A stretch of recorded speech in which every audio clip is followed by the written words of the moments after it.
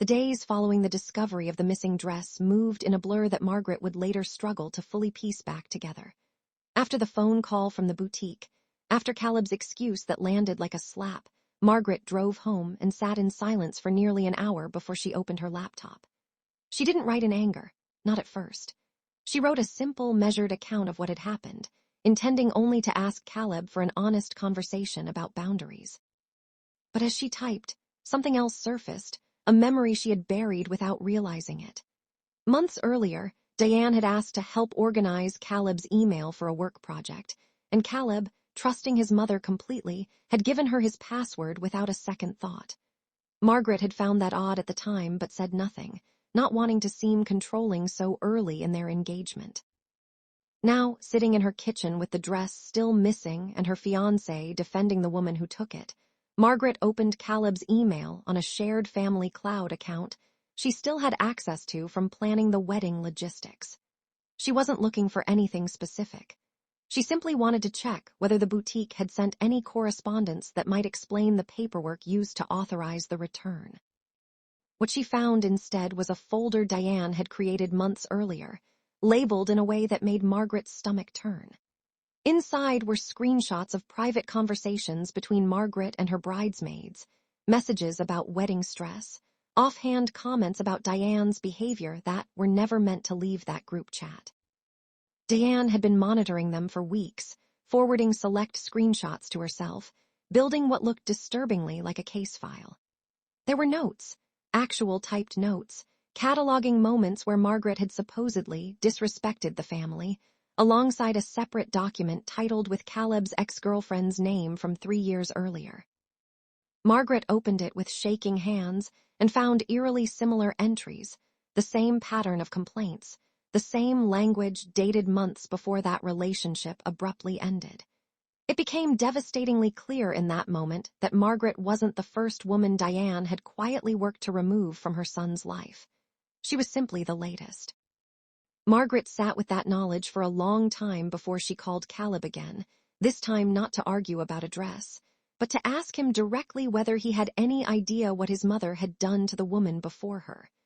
His silence on the other end of the line told her more than any answer could have. He knew something. Maybe not everything, but enough that his voice cracked when he finally admitted his mother had once said that X wasn't right for the family, shortly before she disappeared from his life without explanation.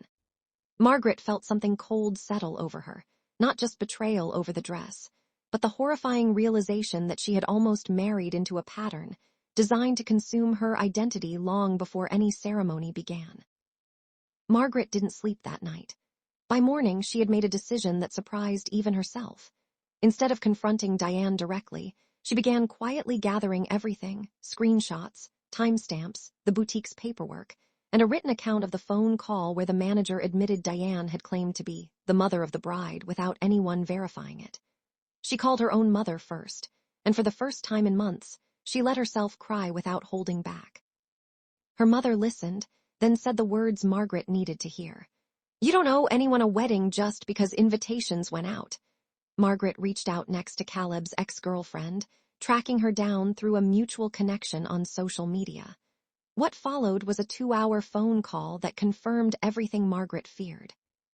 Diane had shown up unannounced at that woman's workplace, had contacted her family members directly, had spread quiet doubts among mutual friends about her character, all while Caleb remained conveniently unaware or unwilling to intervene.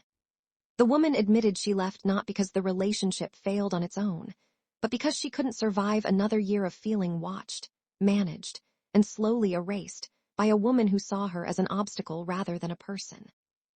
Word began to spread within the family faster than Margaret anticipated.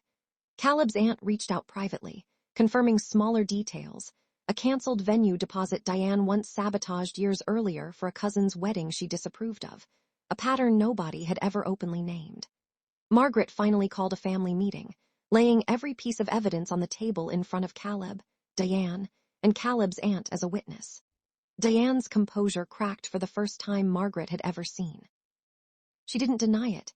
Instead, she said the words that revealed the truth beneath everything. "I was protecting him. Nobody has ever loved him the way I have."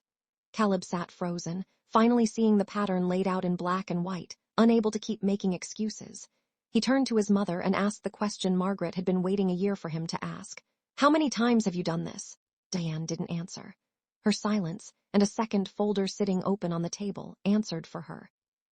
Margaret canceled the wedding that same week. She returned every gift, apologized to no one, and left before the marriage ever had the chance to trap her the way it trapped the woman before her. Caleb reached out several times in the following months, asking for another chance, promising he would finally set boundaries with his mother. Margaret didn't believe him, not because she doubted his intentions, but because good intentions meant nothing without action. A year later, Margaret heard through mutual friends that Caleb was engaged again, to a woman who, according to the grapevine, had already moved into an apartment Diane happened to have a spare key to.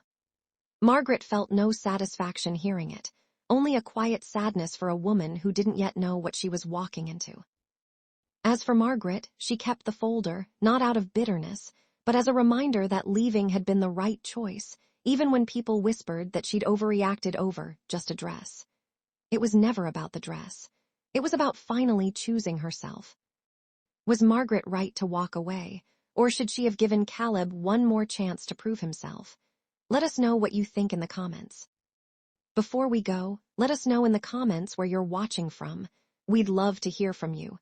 And don't forget to hit that subscribe button so you never miss any of our upcoming videos.